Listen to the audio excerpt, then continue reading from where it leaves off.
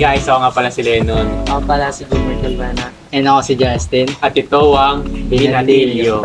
Kamusta pala dyan itong nakaraan? Lately, galagala lang para makawala sa stress. Kasi nga, di ba, yung grabe yung mga hectic yung schedule natin Di ba nakaraan, sunod-sunod? Ilan yun? At kami kagad, meron pati may ibang subjects. Ikaw ba naman sa isang araw 8 hours ka na sa school? 7 to Pero okay naman. Okay naman. Malagpasan lang natin to para tanggalin mo. Para naman din tayo ng stresses May mga lang tayo sa bahay natin, sarili. Yun lang. Parang yun lang yung pagkakaiba natin, sa bahay lang. Kasi sa school naman, pare-pares lang rin yung ginagawa natin. Paano ba kayo natutunan itong mga nakaraan? Paano kayo... Intindihin yung sarili pa, gano'n? Mga ganun. I've been doing gala-gala tapos... May explore mo ba iba? Para makilala ko naman kung paano pa may improve sa sarili. Ako naman kapag maniniwala ko sa isang bagay, kapag na-experience ko. Yes, like that. Siyempre, mas maintindihan mo hindi yung galing sa tao. Yes, mga sabi-sabi, mahirap maniwala sa ganun. Kaya, mas okay na ako yung nakaka-experience kaysa sabi-sabi lang. Sa akin, parang nagtatanong ako sa sarili ko. May personal din sa nangyari, kailan lang. Tinanong ko okay bang gawin ko to kasi parang feeling ko nung nakaraan pag ginawa ko siya, parang may mali siya, tapos meron din siyang tama. Parang nagdududa ka, gano'n. Nagdududa ako, nag-overthink ka. Kaya doon ako kung dapat ba siyang gawing decision. Di ba nakaraan, nag-topic din tayo? Sa UTS na? Yung mga philosophers. Kung ano yung mga point of view, katulad yung pinaka-main doon si Socrates. Yung niya, context niya. Sa Socratic dialectic. Sino ba yung nyo? Favorite ko doon? Ikaw? Ako itong kay nabibili po kay Saint Augustine.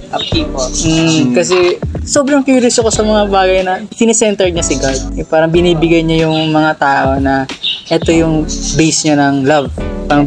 Pero para sa akin, parang hindi yun. Hindi sa Okay. Gets mo? May mga tao naman na puro dasal. Pero walang action. That's the good point. Yeah. Tapos may mga tao na gusto nila yung mga bagay na yon. Kasi meron ako nalaman tungkol din sa UTS natin. Yes. May dalawa. Role of love tsaka disordered love. Yeah. Kapag di ka nasunod kay God, parang iba yung kaligayahan mo. Ang tawag doon is disordered love. Kumbaga, pag sumasaya kasi sa bagay, pero mali pala siya. Mali siya kasi hindi niya focus si God. Yun yung ayoko sa kanya. Na puro lang kay God na lang. God kay God. Pero hindi ko naman sa hindi naman sa ganun yung pinupunta. Ako naniniwala pa rin ako kay God. Pero may kasabihan niya na kay God yung awa. Pero nasa atin yung gawa. Yes. I do believe na yung idea ni John Locke, which is the tabula rasa. Magandang point din. Interests me the most. Why? Kasi totoo naman, once a baby is born, wala pang idea yun. Wala, hindi ka pagsalita. Iiyak siya ng walang dahilan, no? Sa akin kasi si Socrates. Kasi di ba lahat ng nalalaman ko is nagmula siya sa tanong. Question. Katulad nga na sa mga mga fourth year natin, mga nagki-thesis na, mga nag-research na, di ba? Lahat ng research nila, research paper nila, nagsimula lagi sa tanong. Kung paano masagot yung isang tanong na yun. Then after nilang sundan, di ba, yung mga methods, mga paano sasagutin yun. In the end, nasagot nila yung question nila kung tama ba. Kung okay ba to, tama ba to, ganyan. Kung aligned ba yung ginagawa, yung tanong nila is aligned ba? Aligned sa gusto nilang malaman. Angas dito, dadam po. So, hindi, parang siya, meron kang may proof ka na nagawa mo yun Kumbaga, in the end, yung nag-start ka lang sa question, in the end, masagot mo siya at magkakaroon siya ng another question? Hindi, magkakaroon siya ng parang kasagutan. Improvement para masagot yung tanong na yun. Para nasagot mo yung tanong mo. Ganun. Kasi ang ganda rin naman kasi kay Socrates na ikaw yung talaga maghahanap ng question, hindi yung galing sa tao nga. Parang kasi paano mo malalaman yung isang bagay kung hindi mo naman i-explore, hindi mo tatanungin. Hindi ka maggagawa ng tanong. Ba't nag-work to sa ganitong bagay? Ba't nag-work sa kasi lahat ng mga nagsimula sa curiosity. Ikaw nga, curious ko sa electrical, kaya nag-electrical ka.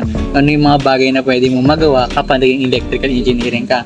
Hindi lang naman sa bagay na pera-pera lang yan. Hindi rin Yung parang, kung paano, nakakurious din kasi ako doon sa electricity kung paano. Kasi sa buong mundo, pinaka-electricity yung nangingibabaw sa lahat. Kasi halos lahat na ng Okay. bagay ngayon kailangan na ng electric. Yan, katulad niya yung mga gamit natin. Phone. Yung mga phone na yan. Yung sa mga electric fan. Parang guminhawa yung sarili natin. Nakikurious ako kung parang gusto ko yung ako yung maka-discover. Talaga. Ikaw. Na-encourage nga ako sa mga sinasabi niyo. Hindi ka na nagsalita eh. Para nakikinig na lang ako. Ang ganda sinasabi niyo. Diba? Actually, yung sinabi nga ni Socrates na I cannot teach everyone. I only make them think. Oh, diba? Which is third point na sinabi Boom! niya Parang kakaiba. Just parang yung mga professors din natin na nagtuturo nga sila, may mga sinasabi sila, pero in the end, Tayo paano pa rin. yun? Paano yun? Diba, Hinahayaan niyang tayo yung mag-isip para sa tanong natin.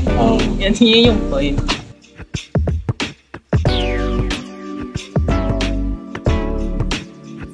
Since pag-usapan na rin naman si Socrates, ano yung parang discover nyo sa buhay nyo or sa sarili nyo? Na ginagamit nyo yung method ni Socrates. So, ako, di ba, lalaki naman tayo.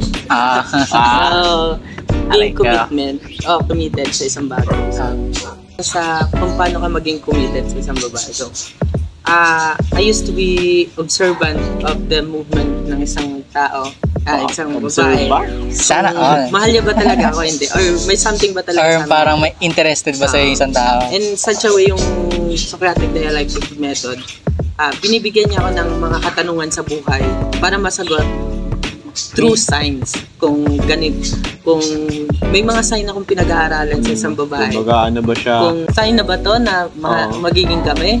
Sign ba to na ayaw niya sa akin? Yeah. Sign ba to na di pala to talaga siya? Kung ano ka tanong sa sarili mo. That's how applies to my life. Sa akin naman yung sa church life ko. No, kasi nung nakaraan nagtatanong ako, kasi parang nasulpot lang ako sa church eh. So, tama ba na sa church ako? Sumasama akong tao, ganyan. So, din one ni pastor na parang teaching si pastor na walang mabuting tao sa church. Lahat ng tao sa church is masasama. So, point kasi ng pag-church is para mabawasan yung kasalanan mo or maging mabuti kang tao. Kaya lahat ng nasa church is masasama. Kasi gusto nilang maging mabuti na tao. Ako naman, sa akin naman, yung sinasabi lagi ni Socrates, yung sa kanya yung method niya. Ako naman, testing o inquiry niya is parang ginagamit ko to para ma-improve yung sarili ko. Kumbaga, kung hindi ako magtatanong sa sarili ko, parang wala lang ako. Parang nabuhay ka para mabuhay lang. Di ka parang wala kang gustong ma-improve sa sarili mo. Worth living kapag ka may tanong sa video. And that's end with our video. Thank you sa panonood. Sana marami kayong natutunan sa mga pinagsasabi namin, ha? That's all.